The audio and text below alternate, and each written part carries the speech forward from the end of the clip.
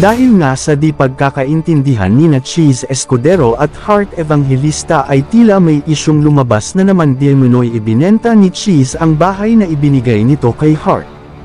Ayon kasi sa mga chika, nagdesisyon si Cheese na ibenta ang mismong bahay dahil di umano hindi na daw ito natitirahan at nagagamit ni Heart dahil nga sa palaging umaalis at pumupunta si Heart sa ibang bansa.